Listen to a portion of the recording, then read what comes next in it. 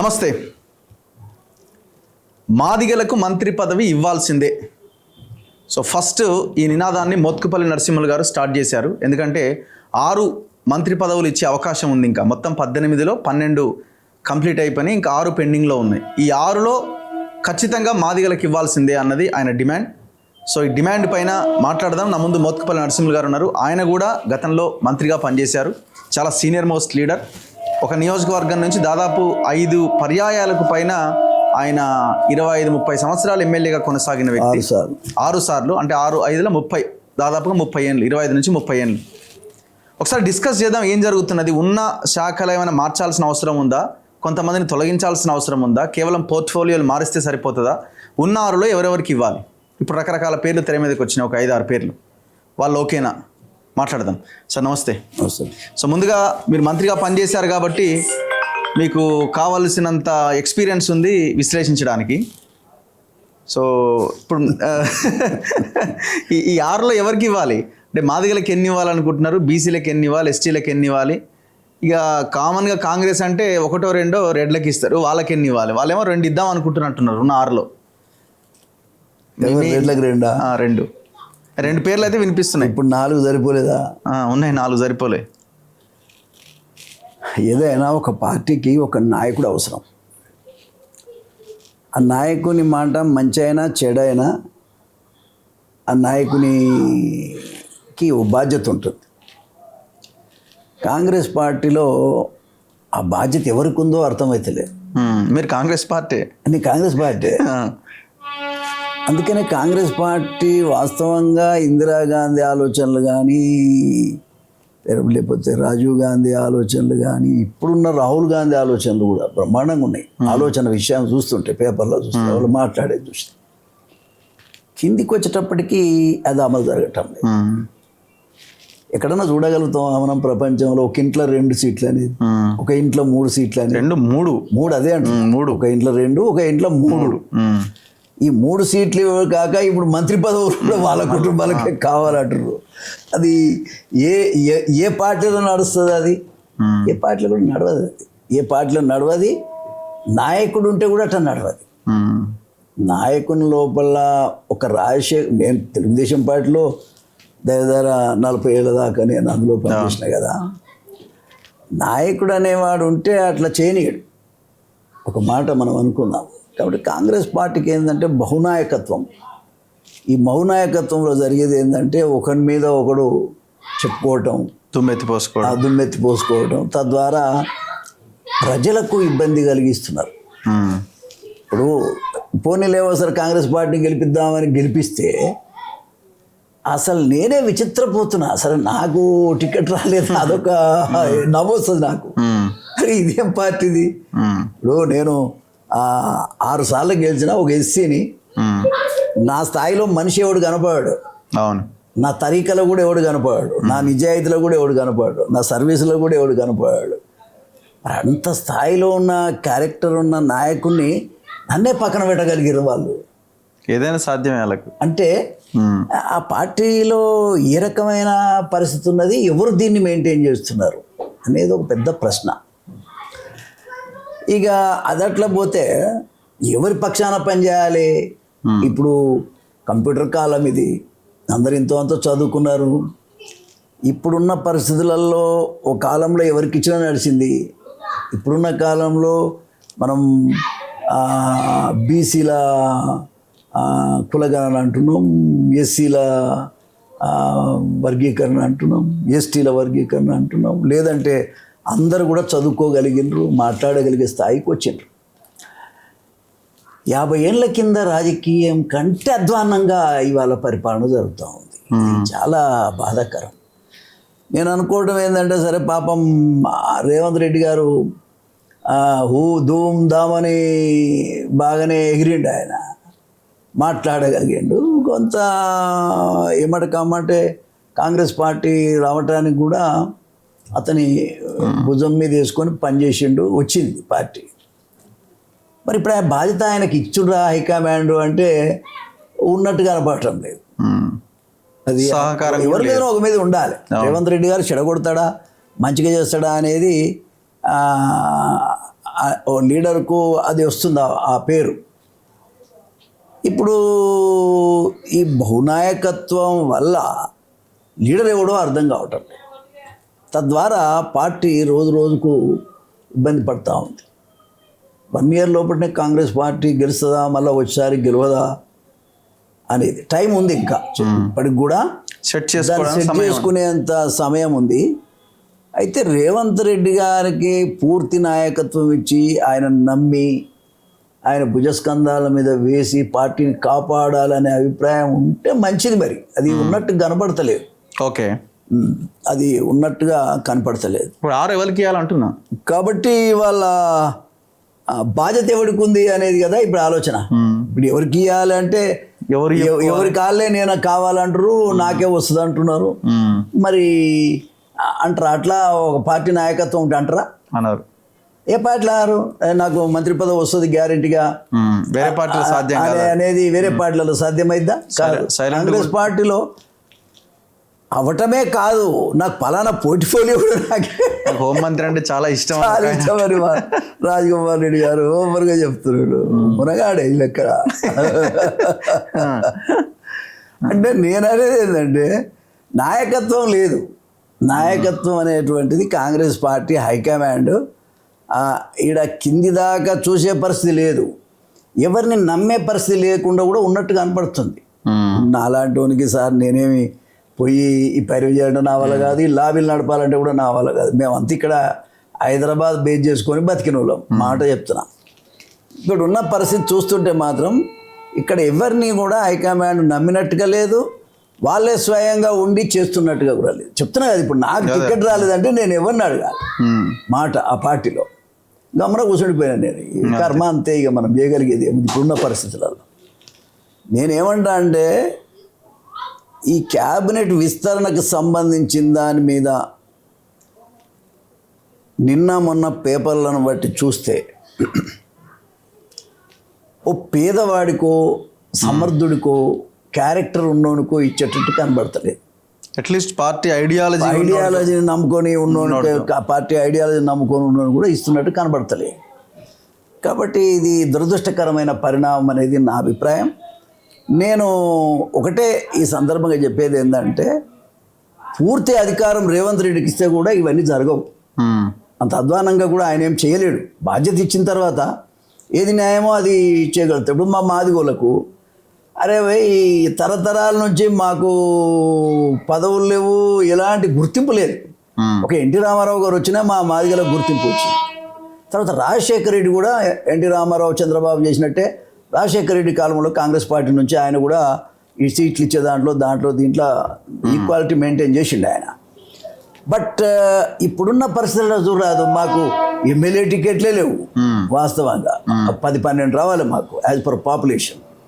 10-12 కాదు, ఓ 4-5 ఇచ్చిండ్రు, అది కూడా గుర్తింపే లేదు అలా ఎమ్మెల్యేలకు. ఒక మాట చెప్తా, పార్లమెంట్లో అయితే ఒక సీటే లేదు మాకు. మరి ఎవరైనా ఒక్క సీట్ లేకుండా ఉంటుందా? ఎన్నడైనా ఉందా? కేసీఆర్ కూడా 2 సీట్లు ఇచ్చాడు, ఏమాట కామాట. కేసీఆర్ 2 పార్లమెంట్ ఇచ్చాడు, దగ్గర 9 మందికి 8 మందికి ఎమ్మెల్యేలకు ఇచ్చాడు. మరి కాంగ్రెస్ పార్టీలో మా జాతికి ఎమ్మెల్యే జరిగిందంటే ఏం లేదు. మరి జెండా పట్టుకొని ఎగిరి రేవంత్ రెడ్డి ఈసారి గెలవాలని చెప్పిన నేను కూడా మొట్టమొదట చెప్పిందే నేను. రేవంత్ రెడ్డి ముఖ్యమంత్రి అవుతాడు, అతన్నే గెలిపించాలంటే మరి మా జాతులన్నీ ఎగబడి గెలిపించినాయి నిన్న కాంగ్రెస్ పార్టీ. ఒరిగింది ఏముంది మాకంటే 0. ఎవరి కోసం ఓట్లేసినట్టు అంటే కాంగ్రెస్ పార్టీ వస్తే పెత్తందారులకే పెత్తనం ఉంటుందనే వాతావరణం రావటం దురదృష్టకరం. ఇది పేదోళ్ళ పార్టీ అని ఇందిరాగాంధీ చెప్పింది, ఇది పేదోళ్ళ పార్టీ అని రాజీవ్ గాంధీ చెప్పినాడు, ఇది పేదోళ్ళ పార్టీ ఇప్పుడు రాహుల్ గాంధీ కూడా చెప్తున్నాడు. సంతోషం. సోనియా గాంధీ గారు కూడా పాపం ఆమె అదే లైన్లో ఉంది కాబట్టి అన్నమాట ప్రకారంగా తెలంగాణ ఇచ్చింది. ఆమె మాట కట్టుబడి ఉండేటువంటి పరిస్థితి. కానీ ఇక్కడ లోకల్ పాలిటిక్స్ చూసినప్పుడు వాళ్ళకేం వాల్యూ వీళ్ళు తీసుకొస్తున్నారు చెప్పు? ఎవరికి ఇస్తున్నారు? ఎవరికి టికెట్ వస్తుందో ఎవరికి తెలియదు, ఎవరికి మంత్రి పదవి వస్తుందో ఎవరికి తెలియని పరిస్థితిలో ఉన్నది. ప్రతి వాడు నాకు వస్తుంది అంటున్నారు. ఇట్లా వస్తుంది మీకు? ఏ బేసిస్లో వస్తుంది? ఏ నాయకుడు దీన్ని సమర్థించగలుగుతారు? రేపు దీనివల్ల పార్టీ పతనం అయిపోయే ప్రమాదం ఉంది కదా. అలాంటిలో మేము పార్టీలో ఉన్నాం, దాన్ని బతకాలని చూస్తాం కదా, బతికించుకోవాలని. పరిస్థితి చూస్తూ ఉంటే ఎవరి చేతిలో ఉంది? నేను ఒకటే చెప్పేది ఏంటంటే మాదిగల్లో ఆనాటి నుంచి అన్యాయం జరుగుతుంది, కానీ ఒకటి మా జాతికి ఇవ్వండి అని నేను రిక్వెస్ట్ చేస్తున్నా జాతి పెద్ద మనిషిగా. మా జాతికి అయితే ఒకే మంత్రి పదవి ఇవ్వాలి. ఒక మంత్రి పదవి మా దామోదర్ రాజనరసింహ ఉన్నాడు, ఇంకొకటి ఇవ్వాలి. మా మాలలకు కూడా వాళ్ళకి 2 ఇచ్చారు, చాలా సంతోషం, దానివల్ల వేరే అభిప్రాయం లేదు. ఇంకొకటి ఎప్పుడైనా ఇచ్చారు, ఇప్పుడు ఎన్టీ రామారావు దగ్గర చూస్తే 2 మాల 2 మాదిగ ఇచ్చారు గతంలో. ఇప్పుడు కూడా మాదిగ ఒకటి ఇవ్వాలనేటువంటిది నా అభిప్రాయం. అది ఇవ్వగలిగితే పార్టీకి మేలవుతుంది. పార్టీకి మేలు. పార్టీ బతకాలంటే ఎవడు ఓట్లేయాలి సార్? ఎస్సీలే ఓట్లేస్తారు. ఆ ఎస్సీలలో మెజారిటీ మాదిగోళ్ళే ఉన్నారు తెలంగాణ. కాబట్టి ఆ మాదిగోళ్ళనే మీరు దూరం చేసుకుంటే రేపు పొద్దున ఓట్లే పడేయాలి మీకు. వర్గీకరణ కంప్లీట్ చేసినామని చెప్పుకొని అటు ఇంకో వర్గానికి ఇస్తున్నారేమో. దానికే దానికేమున్నది సార్? వర్గీకరణ అనేది రాజ్యాంగపరమైన హక్కు. అది ఒక రోజు వచ్చేది కాదు, పోయేది కాదు. అదేమి అందరికి కడుపు నిండేది కూడా కాదు. అయితే చదువుకున్న బిడ్డలకు, మా బిడ్డలకు కూడా కొంత మేలు జరుగుతుంది అనేటువంటిది. 100 సీట్లు వస్తే 100 పోస్టులు వస్తే మా వాళ్ళకు 8, 9 వస్తాయి. అది కాదు కదా లెక్క. అసలు రాజ్యాధికారంలో భాగస్వామ్యం లేకుండా మనం అడక తిన్నట్టే ఉన్నది కదా సార్ మాదిగోళ్ళ పరిస్థితి. అది కరెక్ట్ కాదు కదా. కాబట్టి ఇచ్చి రాజ్యంలో భాగం అనేటువంటి అభిప్రాయం తీసుకురావాలి వీళ్ళు. ఇప్పుడు 4 కులాలను తీసుకురావాలి. ఓకే, ఇప్పుడు మా ఒక బీసీలకు కూడా 42% అంటున్నారో 42%ను కవర్ చేసుకురావాలి. సరే, గతంలో ఏమి ఇచ్చారో ఏమి ఇవ్వలేదు అనేది వేరు. ఇప్పుడు దీంట్లో కవర్ చేయాలి. అందరు బీసీలకి ఇవ్వాలి, నష్టమేముంది? ఒక మాదిగోళ్ళకి ఇచ్చి మిగతా అన్ని బీసీలు ఎస్సీలకు కవర్ చేయాలి, మాదిగోళ్ళకి ఇవ్వాలి. క్రిటిసిజానికి అవకాశం ఇచ్చే రీతిలో ఎక్స్పాన్షన్ జరిగితే 2 పేర్లు ప్రధానంగా ఉన్నాయి. ఒకటి రాజగోపాల్ రెడ్డి, ఒకటి వివేక్. ఆయనకు కూడా వచ్చే అవకాశం ఉంది అంటున్నారు. ఇంకోటి సుదర్శన్ రెడ్డి. సార్ నేను పేర్లు కాదు నాకు కావాల్సింది, వ్యవస్థ నడిపే విధానం నేను మాట్లాడుతాను. ఎవరు వస్తే మాకు పోయేది ఏం లేదు, వచ్చేది కూడా ఏం లేదు. కానీ పార్టీ నష్టపోతుంది కదా. అంటే మనం పార్టీకి మేలు చేయాలనుకున్నప్పుడు వ్యవస్థ ఎట్లా నడపాలంటే ఫ్యామిలీకి ఒకటే ఇవ్వాలన్న దాన్ని మీరు మీరు మీరు అంతే కదా, గట్టిగా చెప్తారా? అంతే కదా. అంతేనా? ఫ్యామిలీకి ఒకటే ఇవ్వాలి.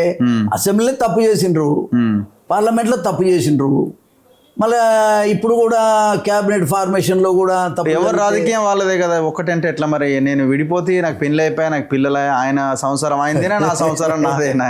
అట్లాంటి ఇది వీళ్ళకే ఉన్నదా? మరి పేదోళ్ళకి లేవా సంసారాలు? అదే పేదోళ్ళకి సంసారాలు లేవా? ఇప్పుడు మాకు 12 రావాల్సిన మాదిగోళ్ళకి 5 ఇచ్చి సరిపెడితిరి. ఎందుకు ఇచ్చిరో ఏం సంగతో ఇవ్వను తెలియదు. దాని గురించి ఆలోచించిన వాడు లేడు, రివ్యూ చేసిన వాడు లేడు పార్టీ హైకమాండ్లో కూడా. ఇంతవరకు నేను ఒక ఎక్స్ మినిస్టర్ ఉన్నా. పార్టీ అనేది ఎట్లుండాలి సార్? ఎవరెవరైతే దీంట్లో స్టాల్వర్డ్స్ ఉన్నారో వాళ్ళందరూ పిలవాలి, పోస్టులు ఉన్నా లేకపోయినా పిలిచి ఏం జరుగుతుందని అడగాలి కదా. అడిగిన నాదుడే లేడు. అదే కదా, అడిగిన నాదుడే ఉంటే ఉంటుంది, పోతే పోతుంది అన్నట్టుంది. ఉన్నన్ని రోజులే లెక్క, పోతే పోనీ అన్నట్టే ఉంది. పార్టీని కాపాడుకోవాలన్నటువంటి పరిస్థితి కాంగ్రెస్ పార్టీలో లేకపోవటం బాధాకరం. ఒక ఆయన అంటున్నాడు, క్యాబినెట్ అంటే ఏంది, సమర్థత బేస్ చేసుకునే పదవి ఇవ్వాలి తప్ప సామాజిక సమీకరణాలు దీన్ని చూసి కాదు క్యాబినెట్ మంత్రి పదవి ఇచ్చేదని. సమర్థత అంటే డబ్బుల సమర్థత? డబ్బుల సమర్థత అయితే ఎవరికి ఇవ్వద్దు. ఇప్పుడు ఉన్నాయి కూడా మీరే గుంజుకోరు, ఎవరికి ఇవ్వద్దు డబ్బుల సమర్థత అయితే. ఇది చాలా దురదృష్టకరమైన మాట. అట్లాంటి ఆలోచన ఏం మారతలేదు కదా. అంటే మారపోతే దెబ్బతింటుంది సార్. నేను ఉన్న మాట చెప్తున్నా కదా. నేను అంటే ఒక ఆయన డబ్బులు ఇచ్చిండను. నేను ఒక మాట చెప్తాను. నేను మాదిగ జాతి మొత్తాన్ని ఒక తాటి మీదకి తీసుకురాగలిగి పార్టీకి నిలబెట్టుకునేంత స్థాయిలో ఉన్న మనిషిని నేను. ఏమే కానీ నా మనసే కకావికలం అవుతా ఉంది. ఎట్లా ఇది ఏంది, ఏం చేయాలి, ఏం మాట్లాడితే ఏం ప్రయోజనం? వినటోడే లేడు, ఏం జరుగుతుందని అడిగేటోడు లేడు. ఇంత బలహీనమైనటువంటి వాతావరణంలో పార్టీ నడుస్తుంది. నేనేమంటా అంటే పూర్తి బాధ్యత హైకమాండ్ రేవంత్ రెడ్డికి ఇవ్వాలి, లేకపోతే ఇంకెవరికని ఇవ్వాలి, వాళ్ళకి నమ్మకస్తులకు ఎవరికైనా ఉంటే. ముఖ్యమంత్రి ఆయనే కాబట్టి, మొన్న రాజ్యాధికారం ఆయన వల్లనే వచ్చింది అనుకుంటున్నాం కాబట్టి ఆయనకే ఇవ్వాలి. ఇప్పుడు మహేష్ గౌడ్ ఉన్నాడు, పార్టీ అధ్యక్షుడు ఉన్నాడు, మరి ఆయనకైనా ఇవ్వాలి. పోనీ లేదు రెడ్లలోనే ఇంకెవరికైనా ఎవరికైనా ఇవ్వాలి కానీ బాధ్యత ఇవ్వాలి. ఇప్పుడున్న పరిస్థితుల్లో రేవంత్ రెడ్డికి పూర్తి బాధ్యత ఇవ్వాలనేది నా అభిప్రాయం. ఏమంటారు సార్ జనాలు గ్రౌండ్లో? మీరు చాలా మంది వచ్చి మిమ్మల్ని కలుస్తుంటారు కదా, ప్రజలు సాటిస్ఫైడ్? ఎవరిని అడిగినా కాంగ్రెస్ పార్టీ మళ్ళా రాదు అనే చెప్తున్నారు. అంతేనా? మళ్ళీ రాదంట. చాలా చాలా బాధాకరం. రాదని అంటున్నారు. అది ఎందుకు రాదురా నాయన అంటే ఏమో సార్ ఈయనకంటే ఆయన నయం అన్నట్టు మాట్లాడుతారు. మనం ఏమంటే ఇంతకుముందు నీ ముందే వచ్చిపోయారు కదా. అది సరే, టైం ఉన్నది, ఇంకా 4 ఏళ్ళు టైం ఉన్నది, సరి చేసుకునే టైం ఉన్నది. కానీ బాధ్యత ఇవ్వకుండా ఎవరు చేస్తారు? ఇప్పుడు సపోజ్ రేవంత్ రెడ్డిని కాదని క్యాబినెట్ ఫార్మేషన్ జరిగింది అనుకుందాం. రేవంత్ రెడ్డి గారు రేపటి నుంచి మీద వేసుకొని పని చేయాలంటే ఎట్లా పని చేయగలుగుతాడు? ఆయన ఎట్లా వాళ్ళని కమాండ్ చేయగలుగుతాడు? క్యాబినెట్ అనేది ఒక నాయకుని కింద ఉండాలి, నాయకుడు చెప్పినట్టు వినాలి, లేదు అంతర్గతంగా మాట్లాడుకోవాలి. అది బయట మాట్లాడుకునేది కాదు. అది ఆ రకంగా ఉండాలి. కానీ ఇప్పుడు క్యాబినెట్ ఫార్మేషనే ముఖ్యమంత్రి గారి సంబంధం లేకుండా అవుతున్న వాతావరణం వస్తుంది ఆ స్టేట్మెంట్ చూస్తుంటే. అంతే కదా. అది చాలా బాధాకరం. ఒక ఇంట్లో ఇద్దరేంది సార్, ఒక ఇంట్లో ముగ్గురు ఏంటి, ఒక ఇంట్లో 2 ఎమ్మెల్యేలు ఏంది, విచిత్రమైన పార్టీ ఇక తీసుకెళ్తున్నారు. ఇదంతా కూడా రాహుల్ గాంధీకి, సోనియా గాంధీకి వీళ్ళకు తెలుసా తెలియదా? అదో క్వశ్చన్ మార్క్. వాళ్ళకి తెలియకుండానే వీళ్ళు ఓ మాయా ప్రపంచాన్ని సృష్టించి వాళ్ళని మిస్గైడ్ చేస్తురేమనేది నాకున్న అభిప్రాయం. రాహుల్ గాంధీని మిస్గైడ్ చేస్తురేమనేది నాకున్న అభిప్రాయం. లేకపోతే ఏ ఇంట్లో కూడా ఇద్దరిద్దరు ఏమని వాళ్ళు చెప్తారు సార్? ఏ పార్టీ కూడా ముగ్గురు ఒక ఇంట్లో ముగ్గురు ఇస్తారా సార్? ఏమన్నా పార్టీనా? పార్టీని నడిపే విధానం అయితే అది కాదు మరి. కాంగ్రెస్ పార్టీ 100 ఏళ్ళ చరిత్ర ఉన్న పార్టీ. ఇందిరాగాంధీ లాంటి ఆమె రాజభరణాలు రద్దు చేసి భూ సంస్కరణలు తీసుకొచ్చి పేదవాడి, ముఖ్యంగా దళితులను ఒక్క మాట అంటే ఈ ఓర్చుకునేది లేదన్నంత పనిచేసింది ఆమె. అందుకనే దళితులు ఈ రోజు వరకు ఆమె పేరు మీదనే ఇవాళ నిలబడి ఉన్నారు. ఎవరి వ్యక్తి పేరు మీద కాదు. బీఫారం వచ్చేదాన్నే చూస్తారు తప్ప మనిషిని చూడరు, ఇంకొక వ్యక్తిని చూడరు. ఆ బీఫారం కాంగ్రెస్ పార్టీది కాబట్టి వేయాలని ఎస్సీలు, ఎస్టీలు, బీసీలు, పేదోళ్ళు అంతా వేసిన దాన్ని బతికించినారు. బతికించిన దాన్ని చంపేస్తున్నారు. చూడాలి మరి ఏమైంది అన్నది చూడాలి. కాబట్టి నేనేమంటా అంటే, నేను మీ ద్వారా నేను చెప్పేది ఏంటంటే బాధ్యత ఇవ్వాలి హైకమాండ్. ఇప్పుడు 50 సార్లు నేను పోయినా ఢిల్లీకి 50 సార్లు పోయినా ఆయనే చెప్పుకుంటున్నాడు. ముఖ్యమంత్రి స్వయంగా చెప్తున్నాడు. పాపం ఏం చేస్తాడు? రమ్మంటే పోవాలిగా, తప్పదు కదా. మరి రమ్మంటే పోవాలంటే 50 సార్లు పోయినాక ఒకరోజు ఈడ ఒకరోజు ఆడ ఉంటే పరిపాలన ఎట్లా చేయగలుగుతాడు?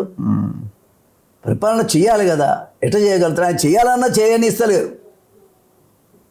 రేవంత్ రెడ్డి చేయాలని ఉన్నా కూడా చేయనిస్తలేరు. అతనికి కూడా ఒక జీలు ఉంటుంది కదా, యువకుడిగా ఒక మంచి పేరు తెచ్చుకుందాం అనేది ఒక కోణం అయితే ఉంటుంది కదా. ఆ కోణంలో పనిచేసిన పరిస్థితి అయితే అతన్ని గెలిపించడం లేదు. ఇప్పుడు క్యాబినెట్ విస్తరణ అనేటువంటిది ఈ పేపర్లలో తగినట్టుంటే మాత్రం ఆయన ప్రభావం ఎక్కడ ఉన్నట్టయితే కనపడదు. రేపటి నుంచి ఆయన కూడా పరిపాలన చేయలేడు. ఆయన ఊహించి ఉండడా ఈ ఈక్వేషన్? ఆయన ఊహించి ఉండడా ఈ ఈక్వేషన్? అంటే పార్టీ ఇట్లుంటుంది అని ఏదైనా సర్దుకపోవచ్చు, చెప్పవచ్చు, కన్విన్స్ చేయొచ్చు అనుకుంటారు. రాజశేఖర రెడ్డి గారు చేసిండు కదా, ఆయనకి ఇక్కడ అవుతలేదు కదా. ఇప్పుడు అయితలేదు కదా. ఇప్పుడు అది కదా ప్రాబ్లం, అయితలేదు. ఇంకా 4 రోజులు పోతే ఇంకా కాదు సార్, ఇంకా 4 రోజులు పోతే ఇంకా బయటకు వస్తారు. నిన్న మొన్న ఎన్నికలైనవి కాబట్టి కొంత భయమో భక్తో ఇప్పటిదాకా కోరుసుకున్నారు. ఇక ఇది ఇప్పుడు కనుక రేవంత్ రెడ్డి బ్రాండ్ ప్రకారంగా కాలేదు, ఆయన ఆలోచన ప్రకారం కాలేదు అంటే ఎవడంటే ఆడపోయి ఢిల్లీ పోయి మకాం పెడతారు, ఆడపోయి ఆయన కానీ మాట్లాడతారు. అది ఆ ఛాన్స్ పైన వాళ్ళు ఇవ్వద్దు కదా, వాళ్ళు ఇవ్వద్దు. రేవంత్ రెడ్డి మంచోడా చెడ్డోడా అనేది పక్కన పెడితే లీడర్షిప్ ఆయనకి, పూర్తి అధికారం ఆయనకి ఇవ్వాలి. మంత్రి ఎవరు చేయాలి, ఎవరు చేయాలి ఆయనకి ఎరక. ఎవరినో కూర్చున్న వాళ్ళకి ఎట్టది ఏం తెలుస్తుంది? ఇది కరెక్ట్ కాదనేది నాకున్నటువంటి. కాంగ్రెస్ పార్టీకి ఓట్లు వేసిన వాళ్ళు మెజారిటీగా 1 సైడెడ్గా ఓట్లు వేసినోడు మాదిగ జాతి. మొన్న సర్వే చేసుకోరు కావాలంటే. కాబట్టి ఆ జాతికి అన్యాయం చేయొద్దని నేను రేవంత్ రెడ్డి గారికి కానీ పార్టీ హైకమాండ్కి కూడా నేను విజ్ఞప్తి చేస్తున్నా. ఒక సీనియర్ నాయకుడిగా, ఒక మాదిగ నాయకుడిగా, ముఖ్యంగా మీరు అటువంటి కమ్యూనిటీని ఆయాస పెడితే, బాధ పెడితే నష్టపోయేది పార్టీ. పార్టీ బలోపేతం కావాలంటే చిన్న వర్గాల నుంచే ఎస్సీలు ఎస్టీలు బీసీలు, అది కూడా ఎప్పుడు పదవులు పొందనోళ్ళకి ఇవ్వండి, పొందే వాళ్ళకి అవసరం ఏమున్నది? అవును. ఇప్పుడు నేనే ఉన్నా, పైసలు లేకపోయినా ఎమ్మెల్యే అయినా మంత్రి అయినా 40 ఏళ్ళు ఎమ్మెల్యే కాగానే ఎన్టీ రామారావు దయ వల్ల అని నేను చెప్పుకోగలుగుతున్నా. ఆ పరిస్థితుల్లో మీరు ఇవ్వాలి కదా, ఇవ్వాల్సిన అవసరం ఉందనేది నాకున్న అభిప్రాయం. రేవంత్ రెడ్డి గారికి కూడా నేను విజ్ఞప్తి చేసేది ఏంటంటే, ఎవరికి ఇచ్చినా అయ్యపోయినా మాదిగోళ్ళకు మాత్రం ఒక మంత్రి పదవి ఇవ్వాలి. అది అవసరం, ఎప్పుడో ఇవ్వాలి, మొదటనే ఇవ్వాలి వాస్తవంగా. కానీ 2 ఖచ్చితంగా ఇవ్వాలి వీళ్ళకు. కాబట్టి మాదిగ కమ్యూనిటీకి ఖచ్చితంగా ఒక మంత్రి పదవి ఇవ్వాలి. నేను ఆ విధంగా ఇవ్వాలని కూడా విజ్ఞప్తి చేస్తా ఉన్నా. దయచేసి ఆలోచించమని కూడా నేను. Thank you sir, thank you very much. నమస్కారం. ఇది మోత్కుపల్లి నరసింహులు గారితో స్పెషల్ ఇంటర్వ్యూ. చూస్తూనే ఉండండి మన తొలి వెలుగు.